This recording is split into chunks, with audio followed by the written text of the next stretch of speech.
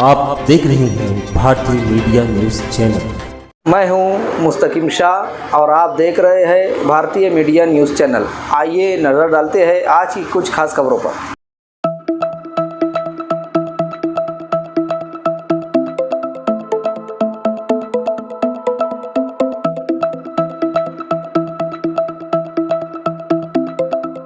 जियाउर रहमान लईक अहमद जो रहने वाला बोराबाग का है, जिस पे कल रात में 1:30 बजे के करीब कातिलाना हमला हुआ, जो अभी शिफा हॉस्पिटल में ज़ेर इलाज है। आपकी आंखों के सामने 19 साल ये युवा जिस पर कातिलाना हमला हुआ, हमने इनसे यहाँ पर बात करने की कोशिश की, लेकिन उसकी हालत काफ़ी गंभीर होने की वजह से वो हमसे कुछ बात नहीं कर सका और कोई भी जवाब हमारी बातों का ना देते हुए खामोशी के साथ अपने बिस्तर पर आराम कर रहा है। लेकिन यहाँ पर हमने उनके घर और परिवार से मुलाकात करके बात करने की कोशिश की है कि इस तरीके का कातिलाना हमला जब उस पर हुआ, उसकी असल वजह और रीज़न क्या है। आइए नाज़रीन, आज एक बार फिर हम आपका इस्तेक़बाल करते हैं हमारे चैनल भारतीय मीडिया न्यूज़ के अंदर। मालेगांव शहर में कल रात 1:30 बजे फिर एक कातिलाना हमला हुआ, जिसके अंदर एक 19 साल नौजवान की जान जाते जाते बच गई। लेकिन इसके पीछे का रीज़न और इसके पीछे हादसे की सबसे बड़ी वजह क्या है, हम इस वक्त मौजूद हैं कल रात के होने वाले इस हादसे के जो उनके वालिद है, उस नौजवान के बच्चे की जो वालिद और उसके रिश्तेदार है, उनके पास मुलाकात करने के लिए आए और जानने के लिए आए कि कल रात के हुए हादसे के पीछे का असल वजह, असल रीज़न क्या था। आइए उनसे मुलाकात करेंगे और जानने की कोशिश करेंगे कि इस बड़े हादसे की असल वजह क्या है। आपका? हमारा नाम लईक है।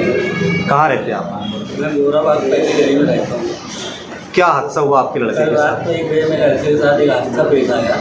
वो गली के गुंडे लोग हैं जो मेरे बच्चे पुरानी खुन्नस में उसके ऊपर वार किए। वार ऐसा था कि यानी वो एकदम ऐसा लग रहा था हम लोगों की मर्डर हो गई। वो पुरानी खुन्नस से मेरा लड़का है जो थोड़ा हैंडसम रहता था, वो लोग को देख नहीं जाता था, मॉडल बनता था वो लोग को देख नहीं जाता। तो मेरे लड़कों को कभी कड़ मार देना, कभी कुछ बोल देना, कभी गाली दे देना, और कभी उनको कुछ पलट के जवाब नहीं देता।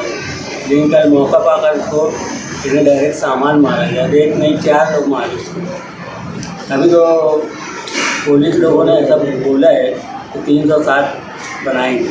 नहीं, अभी 2 लोग जमा हुए हैं 4 बजे हम लोग की ज़बानी थी, जो हम लोग को वहाँ बुलाए थे कि ऐसा है। तो अभी 2 लोग जमा हुए हैं, 2 फरार हैं। उनका नाम है, जो फरार है राजू है, रेती वाला शहीद। और जो जमा हुए उनका? जो जमा हुए उनका नाम है तो टार्जन है, अरे जुनैद काले है। हमको इन्हें आश्वासन दिया है कि आप फिक्र ना करें, आपकी इन्हें कार्रवाई की जा सकती है, सख्त कार्रवाई की जाए। इस वक्त आपके बच्चे की तबीयत कैसी है? अभी तो सीधी स्क्रीन की रिपोर्ट आई है, वो नॉर्मल बताया डॉक्टर साहब बोले, लेकिन ऐसा लग नहीं रहा। कल रात के हुए हादसे को लेकर शहर भर में काफ़ी चर्चा है और आए दिन हमारे शहर में इस तरीके के हादसा मतलब हो रहे हैं। आपके घर, आपके परिवार में भी इस तरीके का हादसा हुआ, आप क्या कहना चाहेंगे इस पर? देखो, जियाउर रहमान इसको जिया बोलते हैं, ये लड़का एकदम हीरो जैसा है। और सबसे मेन बात ये है ना कि मैं तुमको बता रहा हूँ कि ये किससे बातचीत नहीं, कुछ नहीं, बस अपना गेम वगैरह मोबाइल में लगा रहता, काम से आता, अपनी मसरूफियत में रहता। लेकिन सबसे मेन बात ये है ना कि जब भी उसको देखेंगे तो किसी से कोई बहस नहीं, कोई तकरार रहते अपने बड़े। मगर ये गली मोहल्ले में ये लोग है ना, हमेशा दादागिरी, धंधा करना है 2 नंबर का। अरे कहीं आना जाना दुश्वार, रास्ते में वहाँ ट्राली कभी गली में आएंगी, कभी कोई गाड़ी आएंगी तो जैसे हवाई जहाज जैसे चलाते हैं। पूरा महिला बसर है। मैं तो वहीं का रहने वाला हूँ, उसी गली का हूँ, मेरे साले साहब है। अब ये बताओ, मुझे तो लेट मालूम पड़ा, यानी आधा घंटे बाद मालूम पड़ा हादसे की। तो मैं एकदम वो हो गया कि साला ये कैसे हो गया। मुझे तो ऐसा लगा कि मर्डर हो गया, ऐसा सुना।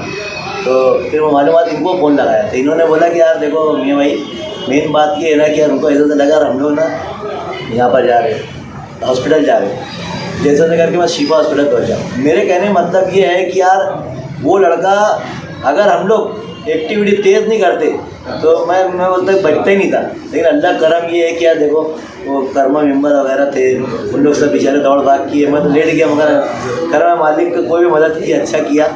लेकिन सबसे मेन बात ये है कि कहीं कोई भी तरीके से ये जो लोग हैं ना, हालात इतने ख़राब हालात है और इतने ख़राब लोग हैं ना कि क्या बोलना, इन्हें कुत्ता गोली बोलो, नशावर चीज़ बोलो, 2 नंबर धंधा बोलो, इतनी ददंगी से कर रहे हैं कि जिसको याद नहीं है ना, धड़ल्ले से करते। और कोई उनको बोलने वाले जो जाएंगे ना तो उनको ना ऊँची नीची देते। मैं बोलता ना कि यार तुम करो ना, लेकिन करने कोई तरीका रहता। अगर कोई ऐसा करता ना तो कम से कम सामने वाले से थोड़ा मोहब्बत से ऐसे से बात करता। ये उल्टा चोर कोतवाल को डाले, इन्होंने मारा ना, नशे में थे, कुत्ता गोली और वो क्या बोलते हैं शराब, उसी ये तो उनका सेवा है ना। बहरहाल एक बात ये कि यार मुझे इन्हें पुलिस डिपार्टमेंट से ये कहना है, कोई भी तरीके से देखो आप लोग बहुत ईमानदारी से काम करते हो, लेकिन ठीक है, उसके अलावा ये लोग क्यों पनप पाते हैं? ये सब जो अशिया है, ये नशीली अशिया यहाँ आके सप्लाई होती कैसे? तुम लोग आखिर इस पर ध्यान क्यों नहीं देते? मेरे कहने मतलब है जैसे अब वो चीज़ आई तो तुमको तो पता है ना कि कोई ना कोई चीज़ आती है, मतलब ये कि तुम है ना गौर से ये चीज़ पे ध्यान दो।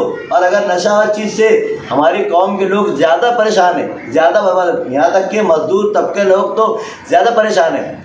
मैं बताना ही चाहता हूँ कि वो जब खाते हैं ना तो एक जानवर जैसे उनकी हरकत रहती है। अगर किसी ने कुछ एक लफ्ज़ भी बोला ना तो समझ लो कि वो उसके ऊपर खुन्नस खा के टूट पड़ते। तो यार ये वही हुआ है, वो मुफ्त में बोलते ना, मुफ्त में बेचारा मारा जा रहा है।